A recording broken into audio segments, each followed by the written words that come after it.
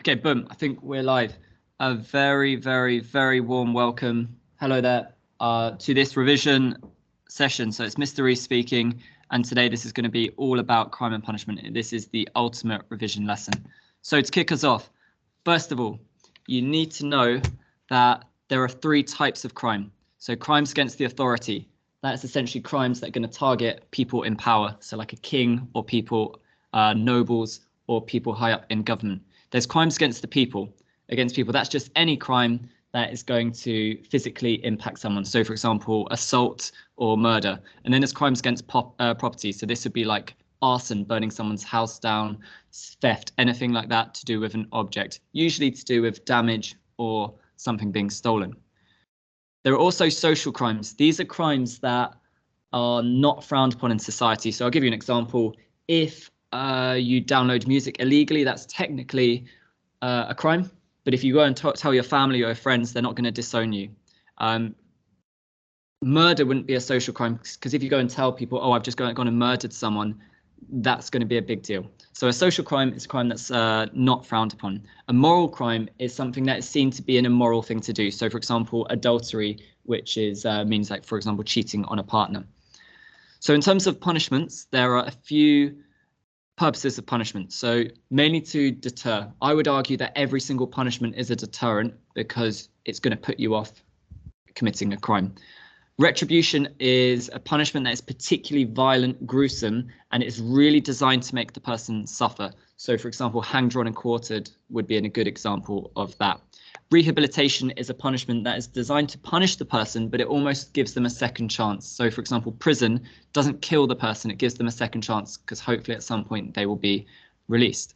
Humiliation would be clearly where you want to make the person feel embarrassed, shamed. For example, stocks of pillories would be an example of that. Compensation, where they're going to lose some sort of money. So fines would be a clear example of that. So the first period in the course is the medieval period. Now, the medieval period is split into three sections. The first bit is Anglo-Saxon England, which is before 1066. So you've got to remember that for a long, long time, there was no kingdom of England. There was lots of smaller kingdoms. And actually, at first, there were 7 Anglo-Saxon kingdoms. But around the year 930, we start to get one single kingdom of England. And it doesn't necessarily mean that the king is completely powerful. However, from around 1000, the king's power is starting to grow, but clearly the king cannot control the whole of the country. So actually a lot of crime and punishment, especially law enforcement, is controlled by the local communities. Society was hierarchical, so you've got people at the top, people at the bottom. Population was mainly rural, which means people mainly live in small, isolated villages in the countryside. Church is very important, so people are very religious, and God is going to be used in trials. Kings are going to just say what is illegal and what is illegal, and this is going to say people's position in society will be reflected in the laws.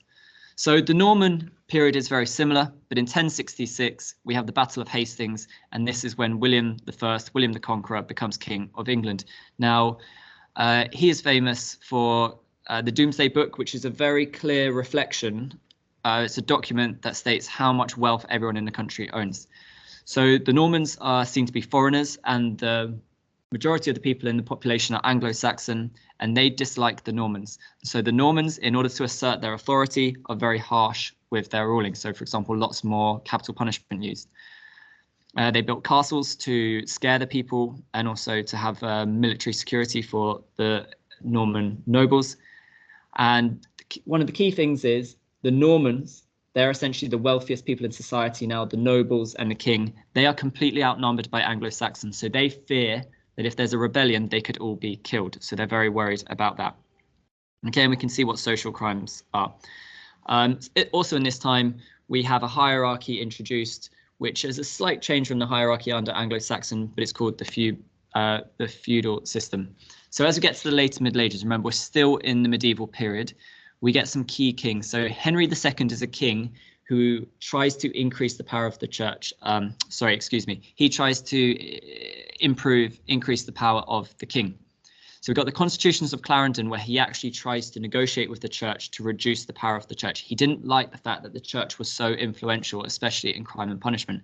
Richard I is another king in this period, and King John is the king who's got the reputation of being one of the worst kings. He had to sign the Magna Carta, which actually means that powerful barons, so these are people from powerful, wealthy families, actually have some power over the king. And you might say this is the start of a parliament and the idea that we're going to get the slow birth of democracy in England and later on Britain. So in 1265, we do get an early form of a parliament. However, it's only made up of just basically people from wealthy, powerful families. It's not democratic at all.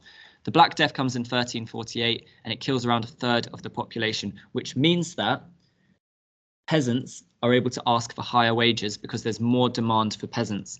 And as a result, wealthy nobles who are having to pay the peasants more get annoyed. They complain to the king, and the king introduces a statute of labourers law which bans peasants for asking for higher wages, which leads to the peasants' revolt. We also in this period get some people, not many, but a few people starting to criticise the Catholic Church. Remember, there's no Protestant religion at this time. The Catholic religion is the main form of Christianity in Europe and in England. So we get a guy though called John Wycliffe. He wants the Bible to be written in English and not Latin, and he starts complaining and spreading his view around the country. However, this is not widespread, this criticism of the Catholic Church, and the Catholic Church in England remains very powerful and influential. So still in the later Middle Ages, we clearly have some really significant individuals, and the monarchs are going to be very important. So we've got more power given to barons and nobles, and we know that the Black Death leads to some real problems. Okay, so now we actually need to focus on crime and punishment. So there's some pretty obvious things that would be crimes, illegal things in medieval England. So petty theft, stealing small things, stealing crops, murder, treason going against people in power and authority. High treason gets introduced in 1351, and that is specifically going against the power of the monarch, the king or queen. Fraud, arson, which is setting fire to property. Poaching, which is called illegal hunting or picking crops or vegetables. Rebellion, and then moral crimes as well. So one of the key laws in this period is the forest laws introduced in 1072, but we've also got the Statute of Labourers in 1351, which remember is when peasants were banned for asking for higher wages. Both the forest laws and the Statute of Labourers are an example of laws being used to target some of the poorest people in society and protecting people in authority and people in power. So in terms of law enforcement, the key way to arrest criminals in this period is actually all done by the local community. So tithings would be an example of that. The hue and cry is an example of that. And also the parish constable. This would be someone from the local a parish is just an area that surrounds a church. So just small areas. And each parish would have one person who would try and enforce the law, and that person was a parish constable. So look, the local community is very key. The king's or monarch is not really getting involved in the different parts of England. Later on in the period, though, the king does start appointing someone called a justice of the peace, who is going to be in charge of enforcing the law in areas. So we could have, for example, one justice of the peace who is in charge of looking after law enforcement over a population of around 10,000 people or 20,000 people. So it's very difficult for these justices of the peace to fully control what's going on. They're still reliant on the local community. But it is an example of the king or the monarch trying to have a bit more of a say over law enforcement. Now, it's also really important to remember that the church has a key role in law enforcement. So the key thing with the church is they actually have less harsh punishments, and there are lots of loopholes. So, for example, sanctuary, you could commit a crime, but you could go to certain churches and you could get away with facing a punishment. So for the king, the monarch, that doesn't seem to make sense always. And you can see why kings like Henry II wanted to challenge this. You also have special church courts that are introduced by the Normans, and they're specifically for moral crimes.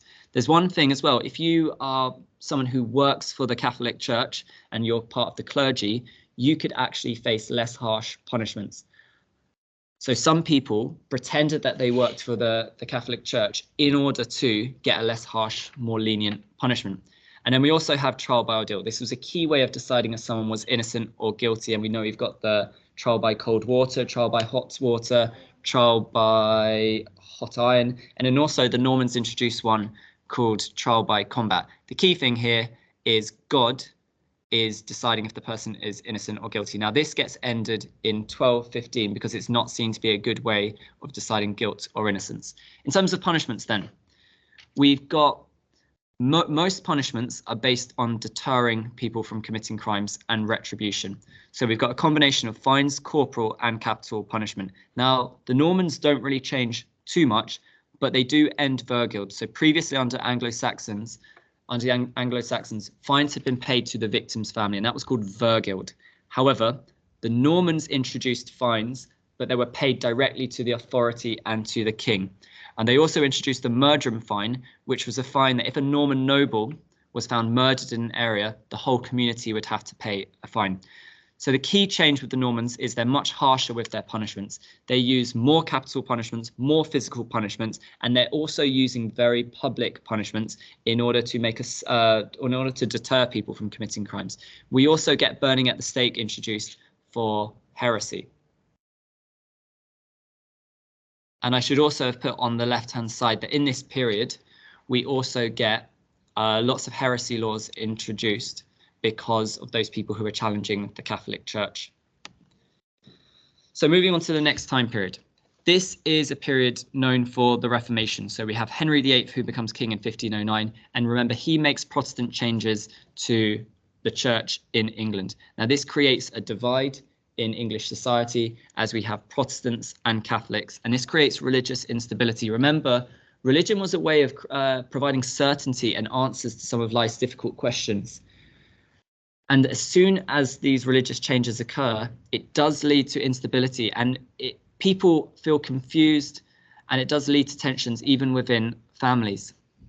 So we can see that we've got some Protestant kings and Catholic queens, and then Protestant queen again. This is a time of real religious instability. It's also a time that England starts developing its colonies, its empire, first of all in America. Now, one significant king is King James I. He was known for being quite paranoid. He was paranoid about witches because he was involved in a shipwreck. He also is the king who is the target of the gunpowder plot in 1605. So we've got this King James I. He's particularly paranoid, and he, for example, will be key in encouraging people to hunt witches, and he writes that book, Demonology. So James I is known for being paranoid. But also 1640, the English Civil War from 1642, is also a time of much more political instability because there's war in England. We've got the English Civil War between King Charles I, the king, and Parliament. And it's in the middle of this war in 1645 to 1647 that the witch hunts occur. And I would argue that this is because of all of this religious instability that's happened. There are economic problems in the country, and this political instability has led to chaos and mayhem. And it's in that time, in the 1645, that we get Matthew Hopkins, who is able to exploit all of these problems, and he goes around and he hunts witches, and we get a massive increase in the number of people being executed for witchcraft in the period 1645 to 1647. Okay, so this early modern period, it's known for mainly having Tudor rulers. So Henry VIII is probably, and Elizabeth I, probably the most famous Tudor rulers in England. We've got the Reformation in 1530s leads to religious conflict. Rulers feel threatened and challenged in this period. And also the church's role. We've talked about the church being very powerful. Society starts becoming, in terms of crime and punishment, more secular, which means non-religious. We also get a very famous invention in this period, the printing press. So what that means is it's a quick way of printing books. Before this point, they all had to be copied out by hand. But now if there are any new ideas, they're going to be spread more quickly around the country because books could be printed more quickly. The key thing you need to know about this period, it is a time of high unemployment. It is a time of population increase. It is a time of political instability and also religious instability. Now, the other thing about this period, there was no police or no prisons. So any problems, they didn't really have a way of solving it.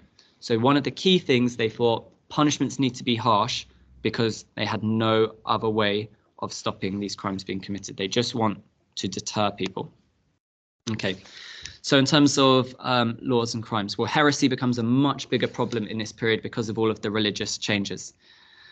Witchcraft, we know, is a key crime in this period. Treason and high treason. So the gunpowder plotters, for example, when they were hanged, drawn and quartered, it was because they were being punished for committing crime of high treason, because obviously they tried to kill the king, who was King James I. Vagabondage, unemployed and homeless people were seen to be a big problem. And then poaching and smuggling were also seen to be crimes in this period. So vagrancy acts of 1547 and 1597 are linked to the crime of vagabondage, and witchcraft acts all about witchcraft. So in terms of law enforcement, the local communities are still important. However, we do get a move away from people living in towns, in villages. And so we do get some increased, so we get some new roles, for example, town watchmen. But for example, in local communities, in village communities, they would still be using hue and cry, other forms of community law enforcement, such as tithings as well.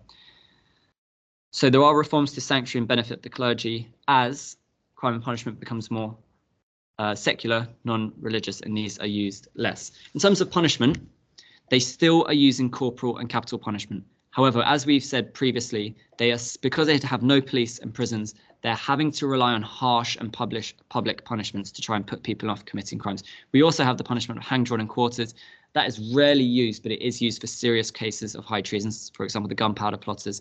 Witches who were found guilty would be face the punishment of hanging, and we got burning at the stake for heresy as well. In this period, we get a couple of new punishments. Well, not only one really. Transportation to America, it's the first time this type of punishment has been used, but we also get an increase in the use of the death penalty. So from 1688, we have the start of the Bloody Code, and now you can commit 50 crimes, and those 50 crimes will get you the death penalty.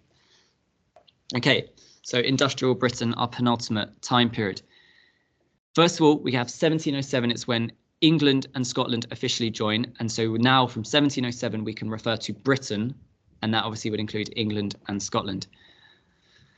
So the Industrial Revolution leads to significant changes in Britain. So we have the start of the coal mills. And what's going to happen is where people live in Britain is going to change fundamentally. People are going to pour into towns and cities and move away from rural countryside areas.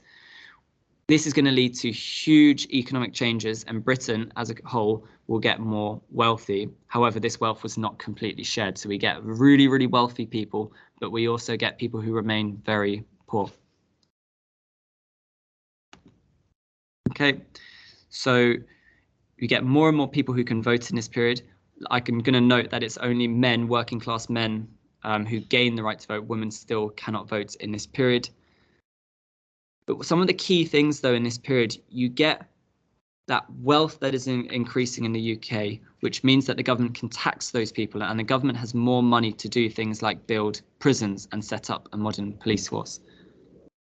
But also, as more and more people can vote, it also means that the government and political parties have to listen to people more, because more and more people can vote for them or vote for someone else.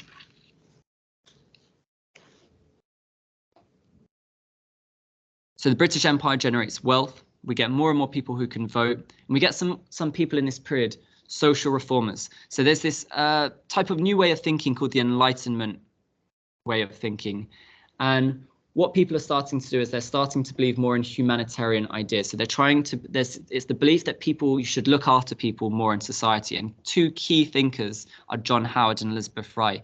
They believed that things like prisons were not fair and the conditions were not right. So they believed that prisons should be improved, the conditions should be fairer and more humane, and they are going to campaign for that in this period. Okay. So industrial Britain, what are the laws, crimes in this period? So highway robbery becomes a bit more of a problem in this period because more and more people are traveling around the country. And as a result, as people are moving between towns and cities, when they're traveling through the really quiet rural countryside areas, they actually just, they're going through places basically in the middle of nowhere where they're very vulnerable. And what was happening is people were getting attacked on the road, and and robbed. And that was highway robbery, and Dick Turpin was a famous example of that. Poaching is a problem and smuggling is a problem. So people are trying to avoid taxes on goods. So what they do is they bring them into the country illegally, and that was smuggling. And a famous example of that is the Hawkhurst gang, who were very successful because people did like to buy from the smugglers because the goods were usually cheaper. In this period, though, we get the end of witchcraft laws. So people start having better scientific knowledge. And so that means, for example, if there's a bad harvest, they don't think, oh, it must be because there's a witch who's cursed me. They start to think, okay, that's probably to do with the climate, it's to do with the weather we've had recently. And they start to explain things, nature, by science and not by superstition. We get the Walton Black Act, which is a famous law against poaching. So in terms of law enforcement, local communities still play a role. So there's no official government police force in this period. Two local people in London believed that there was a problem with this, and they created their own mini police force called the Bow Street Runners. And those two people are the Fielding brothers, and they're an example of local communities getting together and trying to solve crime. However, they obviously had limited success. They couldn't do it for the whole of London. They couldn't do it for the whole country. There were also these mounted patrols where people would go around on horses to try and stop crime happening. Now, in this period, people realised, or especially people in government realised, that the old forms of law enforcement, all the community law enforcement, it just wasn't enough. The population had massively increased, and there was a lot more crime due to people living in towns and cities where it was easier to commit crime. So look, government realised that they needed to do something about it. And luckily, they had a bit more money because of the Industrial Revolution, because Britain had an empire, so they could afford to make changes. So what they do is they set up the Metropolitan Police Force in 1829, and Robert Peel, the Home Secretary, plays a huge part in this. And they've got this money and it works. So they set up a modern police force with a uniform. They're going to be really organised, and it's going to be paid for by taxes and the government. They realised this is going well, so they spread it to the rest of the country from about 1850 onwards. They also introduced the Criminal Investigations Department, which is going to specifically look at solving crimes, not just kind of preventing crime. So in terms of punishment, well, we've got transportation to America, but then in this period, we've also got transportation to Australia. Now, the Tolpon martyrs are a famous example. They were sent to face the punishment of transportation because they created some sort of trade union. They were a bunch of farm labourers, and they challenged their boss, asking for higher wages. And as a result, they got arrested and transported to Australia. There was a public backlash against it, and they actually eventually got sent back to Britain. So this is an example of harsh punishments against people who tried to challenge the wealthiest people in society, the landowners. But it also shows that public attitudes are becoming more important because the government had to back down, and they were sent back to Britain and pardoned. In this period, we get the end of transportation to Australia. It was seen to be really expensive shipping these people to Australia. And also, Australia at that point was becoming quite a nice place to go to. There'd been a gold rush, and actually people felt like it wasn't enough of a deterrent. So they ended this transportation to Australia. Public execution was now done in private, because the public executions were supposed to be really solemn. They were supposed to be really sad affairs where people in the public would think, oh, I wish that wasn't me. And they would think, oh, I really never want to commit a crime. But actually, they were just seen to be like a carnival and a really fun atmosphere. There was actually loads of crime happening during the public executions. There was prostitution, there was pickpocketing, and people were getting really drunk. So alcoholism was a problem. So they decided in 1868 that they will actually just do it in private. And the bloody code, they start using the death penalty much, much less in this period. So in terms of, the key thing as well, so they obviously are going to stop using these punishments as much. So they need to find a replacement. And that's why prisons start being used more and more. So in 1823, there'd been a Jails Act, which had improved. Oh, and by the way, this had been influenced by John Howard and Elizabeth Fry. Robert Peel again, he believes that prisons should be improved. So what they do is they introduce a law which says that prisons have to be inspected every now and then to check that the conditions were okay. They introduced chaplains, so they're trying to introduce chaplains would be like priests. So they're going to go in, these chaplains, and try and reform these people, try and teach them the ways of Christianity so they'll never commit a crime again. And they're also going to pay guards. Before, guards weren't paid, and this meant that sometimes these guards were corrupt because there was no other way of them making money. Now they're going to pay these guards, hoping that they won't accept bribes and be corrupt. So one of the key examples of prisons being introduced is Pentonville Prison in the 1840s. Now, this had a separate system, so prisoners were going to be fully kept apart. Before that, prisoners would be kept in one big room. So they're going to keep prisoners separate, and the idea is they will have more time with themselves to reflect on the error of their ways and hopefully become a reformed character. Now, Pentonville has all modern facilities for the time. So it's got running water, which is key. It has heating. And actually, this might seem like basic stuff, but at the time, this was seen to be cutting edge technology. Now, people don't really know what prisons should be like. There's a real debate around this. So they get some people that think prisons should be really harsh. They say that prisoners should be kept separate from other prisoners at all times. They should be in complete silence, and they should be doing really, really difficult, pointless work. But also some people would say, oh no, they should be doing work, but it should be useful. It should be helping society. And then you also get some people who believe that prison conditions should be harsher, but also those who say that actually the conditions should be better. Now, all of these changes are going to be influenced by John Howard and Elizabeth Fry, who we know are calling for more humane prison conditions. So final period.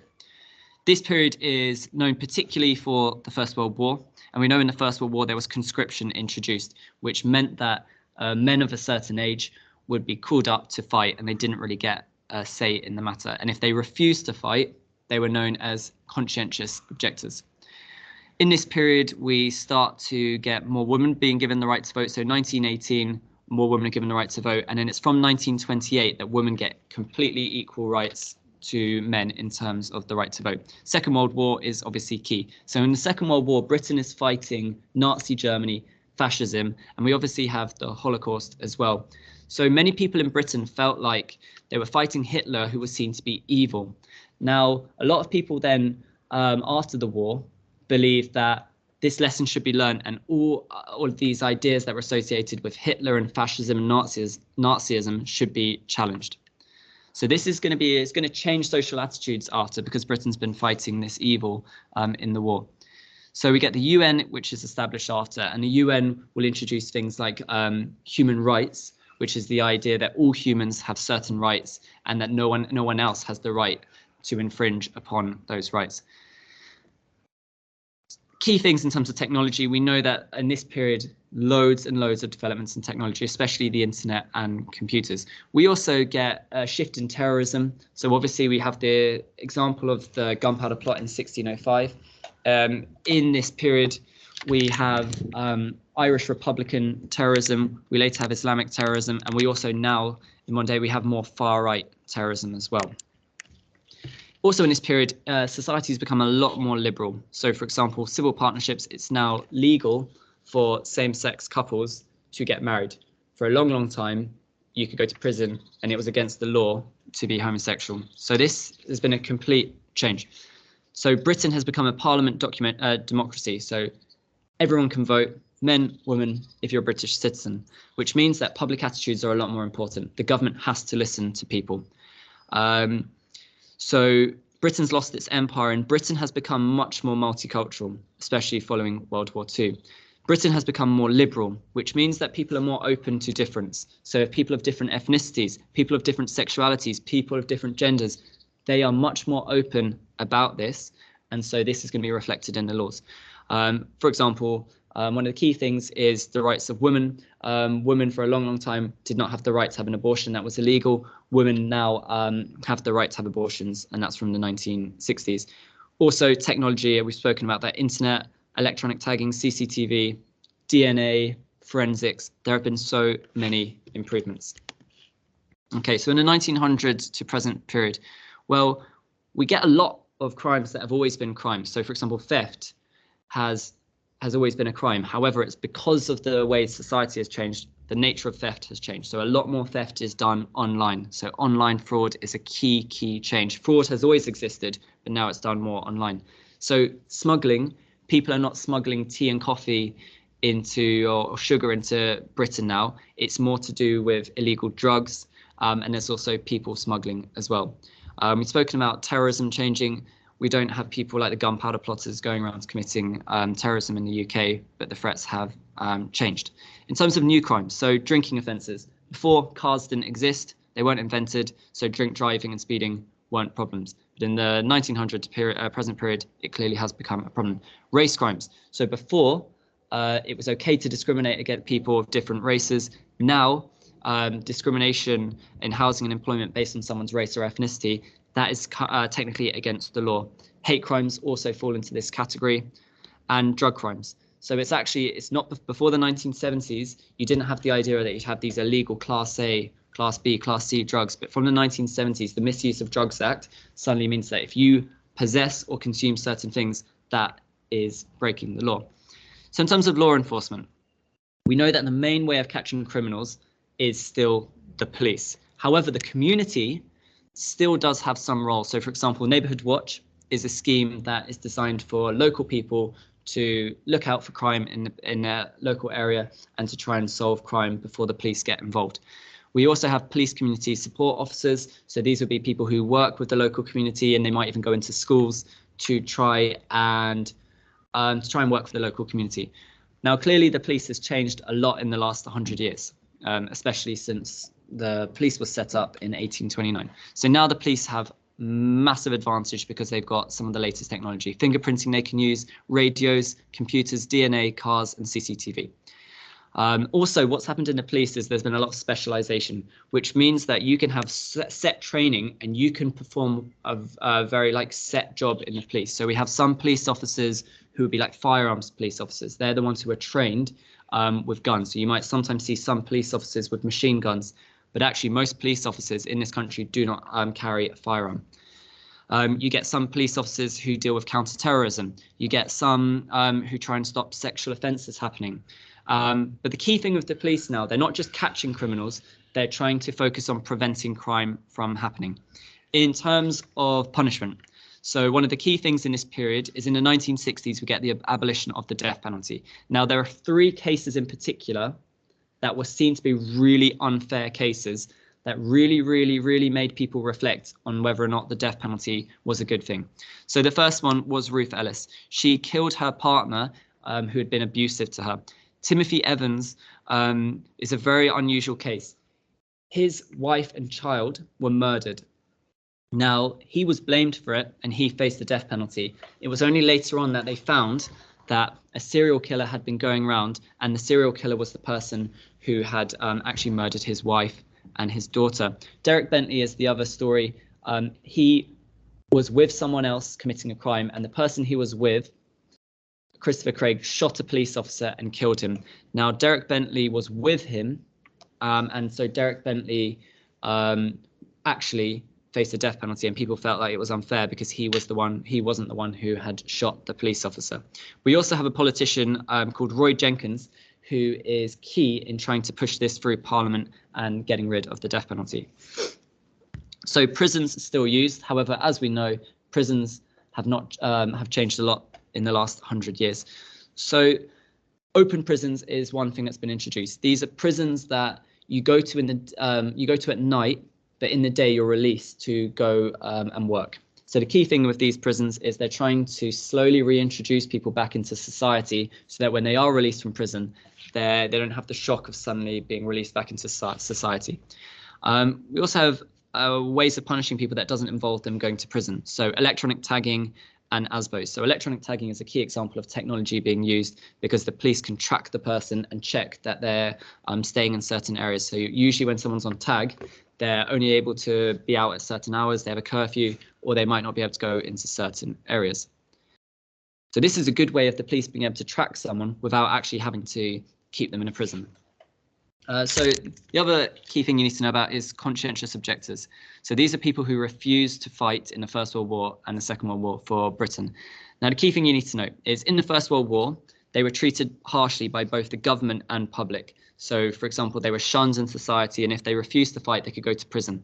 In World War II, it's slightly different because the government is less harsh and actually gives them alternative work. So, for example, if they don't want to fight, they would say, okay, well, you can drive an ambulance, or you can be carry stretchers, or work in another way.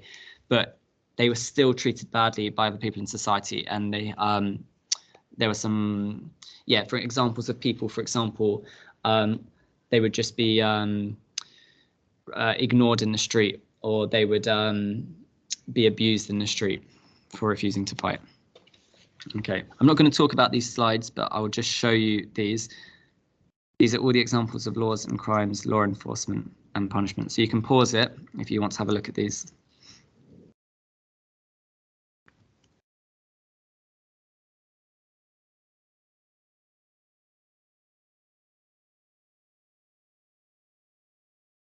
Okay, we've done crime and punishment. Where are we? Now we're going to look at Whitechapel. So Whitechapel is the case study that goes along with the crime and punishment. And obviously you need to know Whitechapel always comes up. Whitechapel is in every single GCSE crime and punishment exam. So you need to know that in Victorian Britain, so from 1837 to 1901, this had been a time of huge industrial expansion. More and more people are living in towns and cities. The population had grown massively. There had been more immigration into Britain from Eastern Europe, but also from Ireland. It was a time of real poverty. So this is a strange time. Some people are getting very rich in this period, but also people, especially working class people, are actually still living in quite a lot of poverty. It's a time of protest as well, as people start to challenge what they see as a very unfair country. So Whitechapel in particular was known for being one of the poorest places, not just in London, but in Britain. It's a place of discontent where people are very unhappy, and it's also a place of crime. Now, clearly, poverty leads to crime, because when you have nothing, you feel desperate, and some of the only ways that you can survive would be to commit crimes.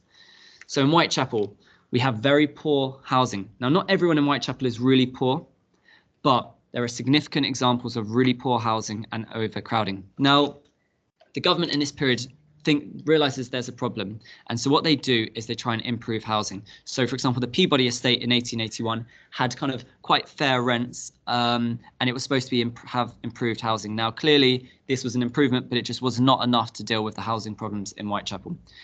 We get places like workhouses where people can go if they're starving or they're completely homeless, they've got nowhere to stay. Now, a workhouse was basically like a prison where you get fed, and you get given a bed for the night. However, you get treated like a prisoner wearing a uniform. All your possessions get taken from you, and you have to do difficult manual labor when you're in there. The government tried to make these as harsh as possible because they had to pay for them. So the government is having to pay for these workhouses, and it didn't want to have to pay, and it didn't want people to become lazy. So they say, we're going to make these workhouses as harsh as possible, so hopefully people will only ever come as a last resort. So in terms of the population of Whitechapel, it's said to have a fluctuating population, which means that people are always moving around. They don't live in one place. So these lodging houses, I think of them as being like the worst hotels in the world. You go there, the conditions are really, really, really horrible, and you only get 8 hours in the room. So you might be staying in one lodging house one night, then the next night you sleep in another one.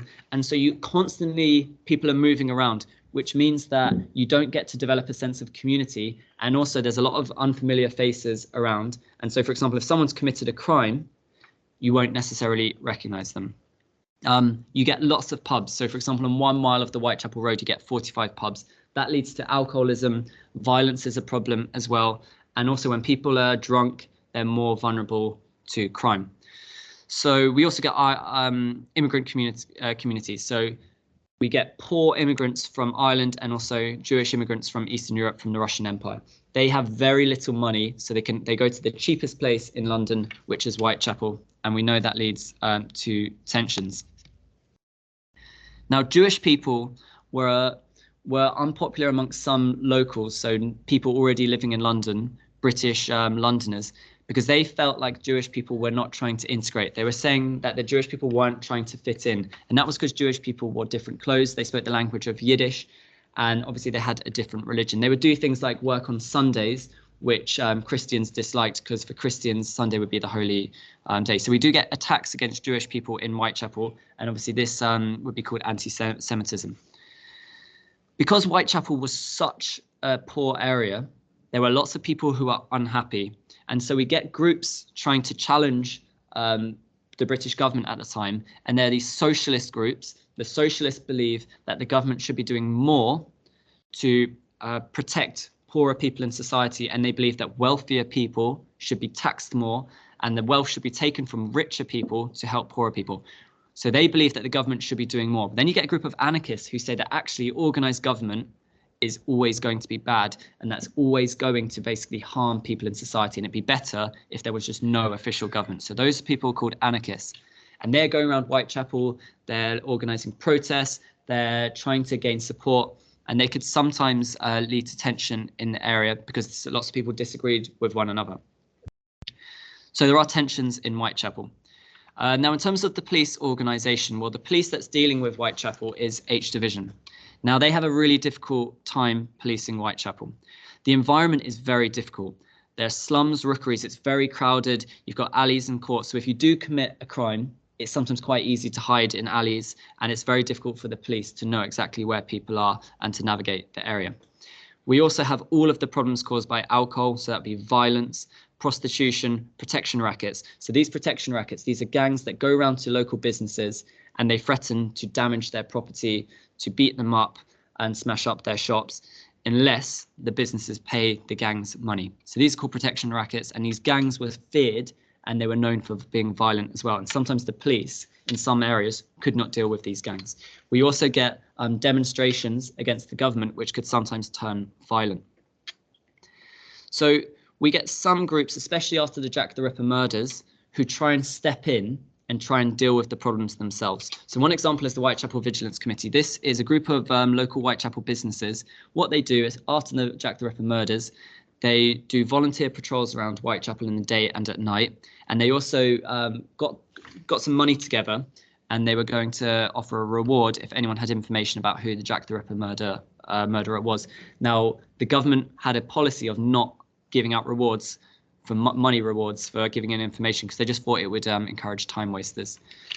So what the police are doing to try and solve crimes, especially murders, so they're using sketches. So for example, if they find a dead body, they're going to sketch out the crime scene or photograph the crime scene, hoping that once they've cleared the scene, they later on might be able to look back at the sketches and photographs and see if they could find any extra clues. They're also going to do something which I think is quite commonsensical.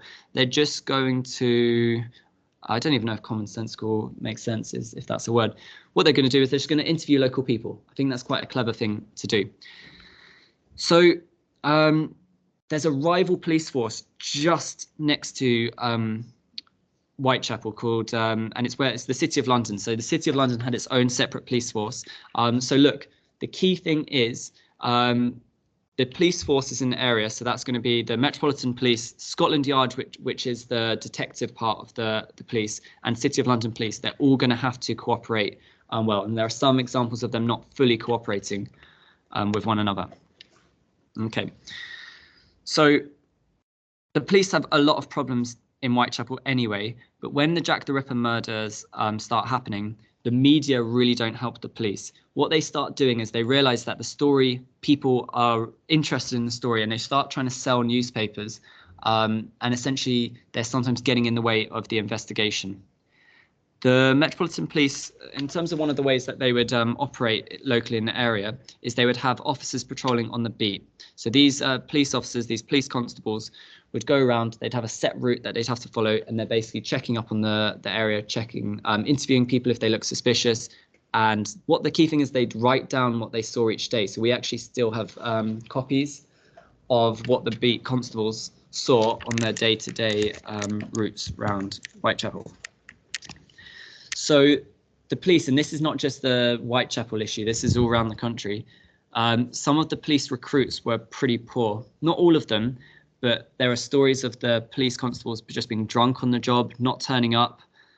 And also there were mixed attitudes, that's supposed to say mixed attitudes towards the police. The police were seen to in some cases to be interfering too much. So police would be like telling people off for swearing.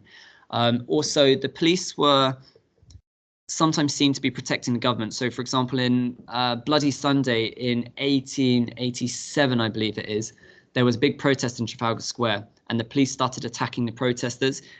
People were confused. They felt like the police should be helping them, but the police were actually attacking them. So the police didn't always have a very good reputation. We've got a key person in the police at the time. So he is the head of London's police. So the Commissioner of the Metropolitan Police is Sir Charles Warren. He actually resigns during the Jack the Ripper murders because he's been criticised so much. But he is the person who is in charge of catching Jack the Ripper in this period. We also have the role of Home Secretary, who is controlling the Metropolitan Police in this period. So for Whitechapel, you need to be aware of how historians can find out about Whitechapel. So we've got a bunch of sources that you could look at.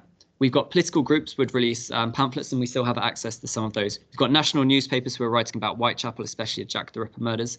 We've got cartoons and illustrations. So, for example, the Illustrated London News, the Illustrated Police News, and the Times. Autobiographies and memoirs. So, for example, the Home Secretary at the time could have written a memoir, could have written about this. Sir Charles Warren could have written about this in his diary. We've got government documents. So all of the government kept crime figures, and none of this stuff gets thrown away. It all gets kept in archives, so we can still have a look at that. We've got letters, for example, written by Sir Charles Warren, and also H Division. They kept records of so much, all of the crimes that were happening. Every time a crime happened and got reported, they would keep a record of that, and we can still access those records. The police also released posters in this period, and we can still see them. Local courts, they kept all their records as well.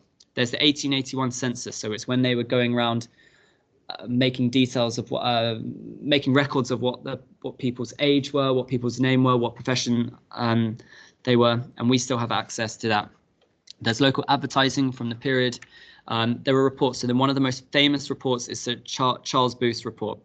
He was a philanthropist. He wanted to help people, and he wanted to find out about all of the poverty in London. So he spent lots of money paying researchers to go around and creating reports about what life was like in Whitechapel. And he has these famous poverty maps showing where the areas of most poverty were, and we can see that for Whitechapel.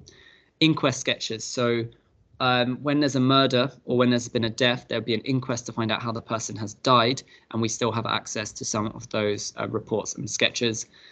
Coroners, these are people who would study a dead body and try and work out how the person died. We still have access to these. And also Whitechapel housing and employment records. So, for example, some workhouses and some local lodging houses actually kept records of the people that were coming in and out of these places, and we still can see some of that. Also, the local council would have kept records as well.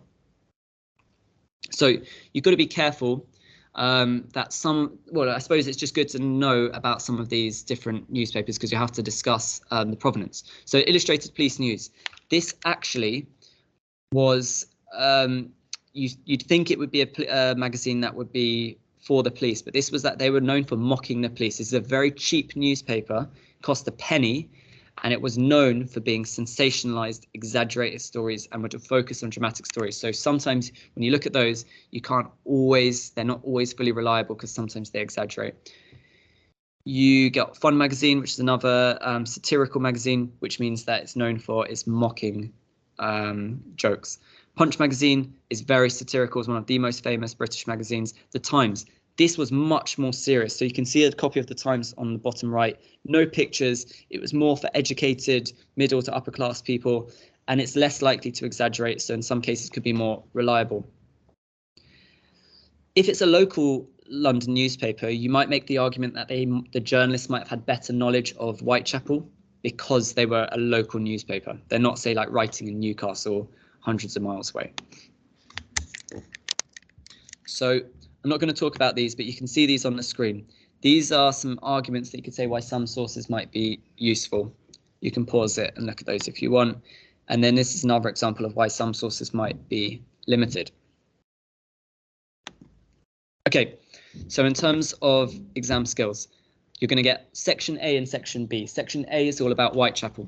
Section A, what you need to do, well, it's just to describe two features. So they'll ask you something about Whitechapel, and you just need to have one feature with a supporting detail and a feature 2 with a supporting detail. Now make sure the two features are very different. This is all about revision. So if you've done your revision, you'll do well on this question. The next one, is sources A and B. So this is the source utility question. They're going to look at sources A and B, and they're going to ask you how useful they are for an inquiry into, and that inquiry will change. So first of all, you need to write about both sources, and the key thing is EOPJ. For each source, you need to do the following. Make an inference. Think, what does the source argue or suggest in relation to the inquiry that you're looking at? So if it's an inquiry into housing, think, what does the source suggest about the housing conditions in Whitechapel? Then you need to do the O bit, which is own knowledge. You need to think, based on what the source is suggesting, do you have own knowledge that would support that or challenge that? It might be that it's a source that is saying how the living conditions in Whitechapel were amazing and this is the best place to be in London.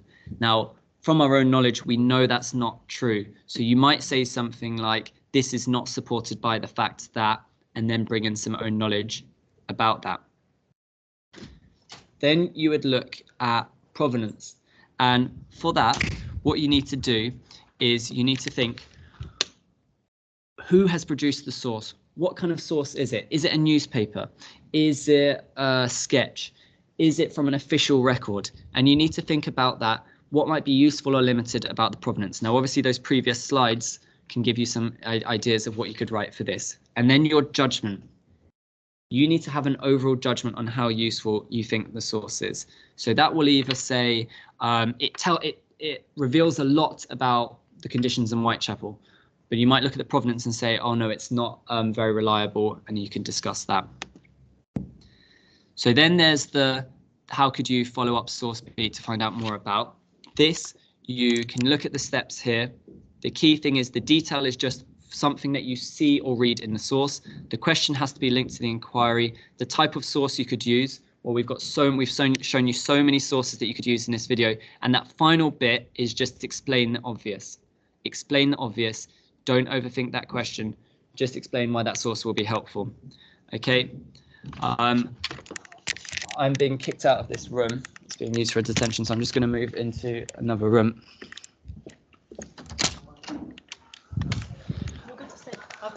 No, it's fine. I'm just moving room. It's still recording. I'm Mr. Downey. Hi, Mr. Ahmed. Okay. And then section B, this is actually the bit about crime and punishment. So what you need to do for this is you're being asked to explain a similarity or difference depending on what the exam asks you. So for this one, you just need to refer to both time periods. You're going to talk about one time period and you're going to put in a supporting detail. Then you're going to talk about the other time period in question and you're going to give some supporting detail. Then you just need to write a golden nugget sentence where you just explain why it would be considered a similarity or a difference. The explain why won't talk about too much. This, you just need to 3 PEE paragraphs. The key thing is, think about it like this. 6 marks will be for your knowledge, evidence. It's got to be names, places, dates, facts and figures. And the other 6 marks has got to be for explanation. This meant that as a result, because of this happened because, just explain why these changes happened. Okay, then for the final question is the 16 marks and you get 4 marks for spelling and grammar. For this, you need to agree and disagree with the question. Have an introduction where you state if you do agree overall or disagree with the statement. In your conclusion, you're also going to state overall if you agree or disagree with the statement. Remember, the argument that you go for in the introduction should be the same argument that you say in the conclusion. Don't change your argument halfway through.